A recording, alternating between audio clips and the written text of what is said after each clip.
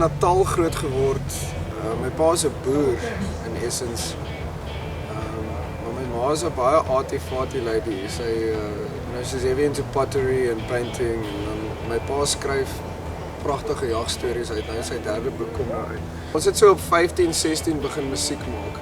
So ek dink tot en met dan was dit nie vir ons, jy weet, ons het sigarette gerook of gedrink of enigiets. Ons wou net jam, jy weet, dit was vir ons genoeg gewees.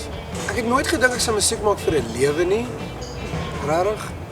Maar ons, jy weet, soos ek sê, ons het dit nou maar gedoen vir die liefde daarvan. Dit was net so lekker geweest om te kon jam. Ons sê vandag nog, jy weet, as ek op stages klim, gaan ek, wow, dis 'n stage, jy weet, want waar ons vandaan kom het jy nou maar gejam daar by iemand se house party, jy weet,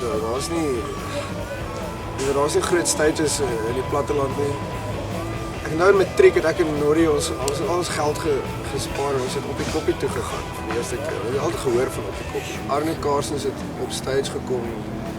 Die band was al klaar op en hulle was besig om te jam en Arne Carstens het van die linkerkant van die stage afgekom met 'n six-pack bier in sy een hand en 'n oopgemaakte bier in die ander hand en he was busy downing it and spinning in these circles. En hy het dit op die stage neergeval en dit was sy entrance en toe dog ek so, goodness me, daai is nou cool. Daai gee regtig erg nie om.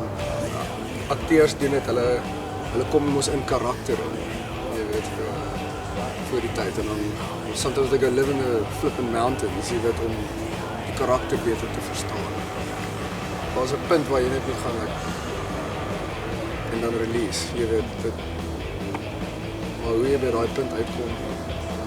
Ek dink dit is baie keer hoekom kunstenaars so temperamenteel is, jy weet, ouens is verskriklike divas omdat hulle net daai twee kante ken, jy weet. Hierdie ou is of vreeslik bly of vreeslik ongelukkig met sy situasie. Die 'n moeiliker ding is om uit dit uit te kom na die tyd, want jy is so charged en jy is opgesaik and then it just stops suddenly met die laaste liedjie, jy weet, klaar. En daar lê jy is so spent, pap en dit is moeiliker om dan uit dit uit te kom as jy met aan te sit. Wat ons kan doen van ons kant is the Black Cat Bones wat vir ons lekker is om 'n bietjie daai stigma te breek. So we have young kids listening to this stuff again, blues music, flipping out. We have young kids listening to it now en ons kan vir jou wys, hell, we can dance to this stuff as well. Check it out. So dit is it's just something wat ons nou moet breek. Hierso, kyk, look at this.